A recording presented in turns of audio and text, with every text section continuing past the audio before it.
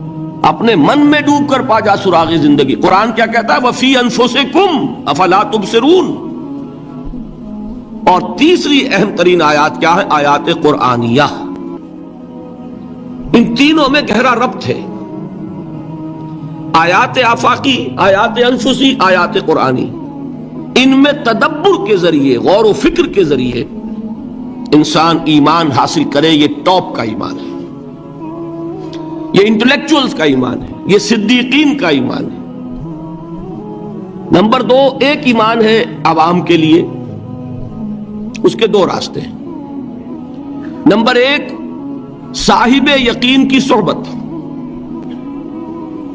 جس کے اندر یہ ایمان پیدا ہو چکا ہو، آپ اس کے قریب رہیے. اگر بھٹی کے سامنے بیٹھیں گے حرارت پہنچے گی، اگر آپ برف کی سل کے قریب ہوں گے ٹھنڈ پہنچے گی. صاحب ایمان کی صحبت اختیار کریں گے، ایمان سرایت کرے گا.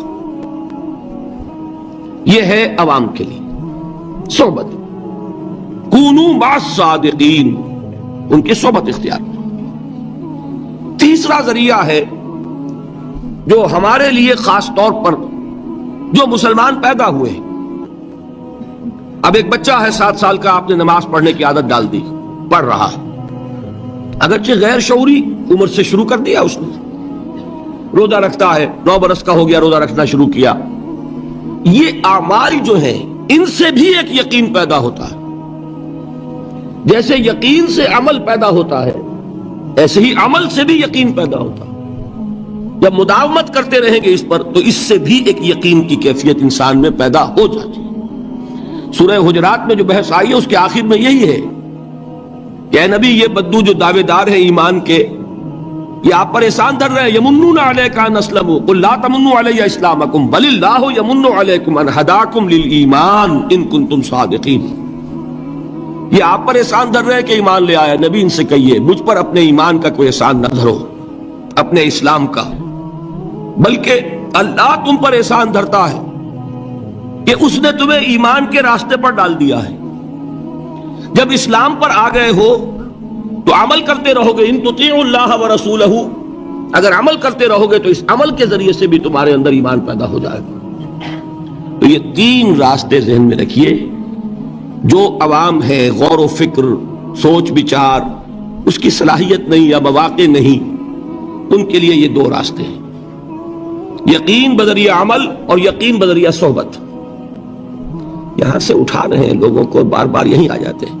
یہاں پر دیکھیں نا، ان کو دقت ہوتی. یہاں پہ کوئی صاحب پہلے سے روک دیا کرے نا، جو بعد میں گڑبڑ ہوتی ہے. تو ایک ایمان ہے انٹلیکچوئلز کا، صدیقین کا، جن کو قرآن کہتا ہے اولو الالباب الذین یعقلون. ان فی خلق السماوات والارض واختلاف اللیل والنہار لآیات لأولی الالباب. ہوش مندوں کے لیے، عقل مندوں کے لیے، غور و فکر کرنے والوں کے لیے، اصحاب دانش و بینش کے لیے ہماری کائنات میں ہماری نشانیاں ہیں. غور کرو اور ہمیں پہچانو، خود اپنے اندر جھانکو اور ہمیں پہچانو. اور ہماری یہ آیات جو ہیں ہمارے کلام کی، اس کی آیات جو ہیں ان میں وہ ایمان رچا بسا ہوا ہے. ان پر غور کرو، غوطہ زنی کرو. قرآن میں ہو غوطہ زن ہے مرد مسلمان. یہ ہے ٹاپ کا ایمان، یہ ہے اصل وہ ایمان، یہ جو مطلوب ہے. اب باقی حضرات جو ہیں ان کے قریب رہیں گے، ایمان حاصل کر لیں گے، اور جو اعمال اللہ نے بتائے ہیں ان پر عمل کرتے رہیں گے، ایمان حاصل. اب دوسری بات کی طرف آئیے. نفاق سے کیسے بچا جائے، اس کے لیے بھی 3 عمل ہیں. پہلی چیز، اور 2 چیزیں تو وہ ہیں کہ جو سورہ منافقون ہی کے دوسرے رکوع میں بیان ہوئی. پریونشن کیسے ہوگی، بچو گے کیسے؟ دوام ذکر، اللہ کو یاد رکھو. یا ایھا الذین آمنوا لا تلہکم اموالکم ولا اولادکم عن ذکر اللہ ومن یفعل ذلک فاولئک هم الخاسرون. دل کو غفلت میں مت آنے دو. دل غافل ہوگا، شیطان کا ڈیرا بن جائے گا. وہ دوام ذکر میں، البتہ یہ ذہن میں رکھیے کہ دوام ذکر کا ذریعہ کیا ہے، اس میں مغالتے ہیں لوگوں کو. جو سب سے بڑا ذکر ہے اس کو بھولے ہوئے ہیں، اور جو تیسرے چوتھے نمبر کا ذکر ہے اس کو سمجھ بیٹھے ہیں کہ بس یہی ذکر ہے. سب سے بڑا ذکر، مجسم ذکر قرآن ہے. الذکر انا نحن نزلنا الذکر وانا لہ لحافظون. وہ الذکر کون سا ہے؟ قرآن. اسی کو فرمایا، میں نے وہ آیت سنائی تھی کہ لوگ تنزیہ کہتے تھے، یا ایھا الذی نزل علیہ الذکر انک لمجنون. حضور سے مخاطب ہوا کہتے ہیں فلاں جس کے اوپر کے اس کے خیال کے مطابق ذکر نازل ہوا ہے، ہم تو تمہیں پاگل سمجھتے ہیں. وہاں بھی لفظ کیا ہے؟ الذکر. تو معلوم کیا ہوا؟ انا انزلنا الیک الذکر لتبین للناس ما نزل الیہم. یہ الذکر ہے، تو اس سے بڑا ذکر کوئی نہیں. تلاوت قرآن، تدبر قرآن، غور و فکر قرآن کا، قرآن کو یاد کرنا. اس پر میرا کتاب چاہے مسلمانوں پر قرآن مجید کے حقوق، اب تو یہاں شاید کوئی کتاب موجود نہیں رہی ہے، بہرحال اگر آپ کو ضرورت ہوتی ہے پاکستان سے منگا لیتے ہیں ہر شے، پڑھیے انشاءاللہ آ جائے گی چیزیں. نمبر 2 ذکر کیا ہے؟ اقیم الصلاۃ لذکری. نماز کو قائم کرو میری یاد کے لیے. یہ ذریعہ ذکر میں وہ تو ہے ہی مجسم ذکر، اور یہ ذریعہ ذکر میں سب سے اہم ہے. یہ عملی ذکر بھی ہو رہا ہے اور قولی بھی ہو رہا ہے.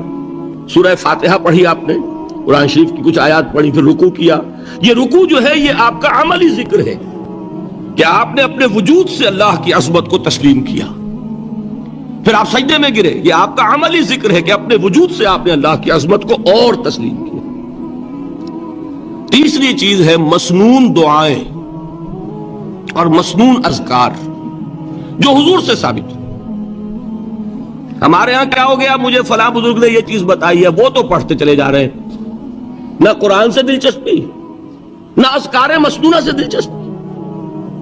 ادعیہ معصورہ آپ غور کریں گے کہ زندگی کے ہر عمل کے لیے حضور کی دعا موجود ہے. صبح اٹھے دعا ہے، آنکھ کھلتے ہی بیت الخلاء میں داخل ہونے لگے دعا ہے، نکلے دعا ہے، وضو کرنے بیٹھے دعا ہے، فارغ ہوئے دعا ہے، مسجد کے لیے گھر سے نکلے دعا ہے، مسجد میں داخل ہوئے دعا ہے. مسجد میں تو ہے ہی ذکر، نماز ہے، تلاوت ہے، باہر نکلے دعا ہے، گھر میں داخل ہونے لگے پھر دعا ہے، سواری پر سوار ہو رہے ہیں دعا ہے، اتر رہے ہیں دعا ہے، شیشہ دیکھ رہے ہیں دعا ہے، کپڑے پہن رہے ہیں دعا. زندگی کا کوئی عمل نہیں یہاں تک کہ جو تعلق زن و شو ہے، جس کو کہ خالص حیوانی بات سمجھا جائے گا، اس کے لیے بھی دعا ہے. غفلت میں وہ کام بھی نہیں کرتا. سمجھ رہے ہیں آپ؟ اب آپ غور کیجئے، اس میں کوئی اضافی وقت نہیں لگا، کوئی اضافی پوسچر اختیار نہیں کیا آپ نے، یوں بیٹھو، اس طرح بیٹھو، یوں کرو. کوئی آپ کا وقت اضافی نہیں لگا. جو کام کر رہے ہیں اور آپ اللہ کو یاد کر رہے ہیں، اور وہ اللہ کی یاد اس کام کی مناسبت سے ہے. ان ادعیہ معصورہ سے 2 تعلق جڑ گئے انسان کے. دعا کس سے کر رہے ہیں؟ اللہ سے. جڑا کہ نہیں؟ اور یہ الفاظ کس کے ہیں؟ محمد رسول اللہ کے. تو آپ کے 2 تعلق جڑ گئے. آپ اپنی جی سے گھڑ کر دعا مانگیں گے تو پہلا تعلق تو ہو جائے گا، دوسرا نہیں ہوگا. بہتر سے بہتر دعا مانگ لیں آپ. لیکن حضور سے جو معصور اور مسنون الفاظ جب آپ زبان سے نکالتے ہیں تو آپ کا تعلق اللہ سے بھی ہوا بذریعہ دعا، اور وہ الفاظ چونکہ حضور کے ہیں صلی اللہ علیہ وسلم تو حضور کے ساتھ ہوا. یہ تیسرا درجہ ہے. چوتھے درجے میں میں مانتا ہوں کہ ایک ہوتی ہے خاص کسی شخص کے امراض کی تشخیص کرنے کے بعد تجویز. کوئی اگر طبیب ہے، ماہر طبیب روحانی، وہ آپ کو دیکھے گا تو اندازہ لگائے گا کہ آپ میں کیا کمی ہے، اس کے مطابق آپ کو ذکر بتائے گا. بھئی فلاں آیت کا مراقبہ کیا کرو.